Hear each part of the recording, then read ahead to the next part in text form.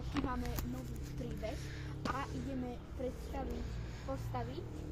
Ja budem mama a budem Linda. To je akoby pôvodne to je to bliasko.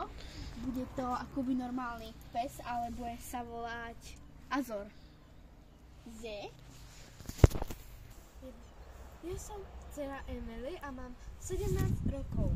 Konečne. Emily, poď jesť. Ide, mami. Mami, a čo máme na večeru?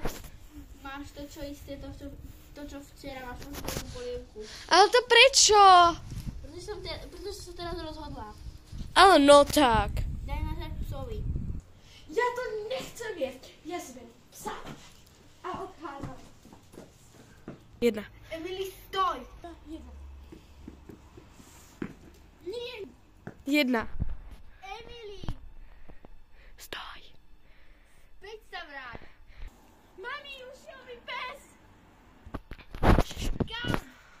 Neviem, kam ušiel. A. Emily, vráť sa hore.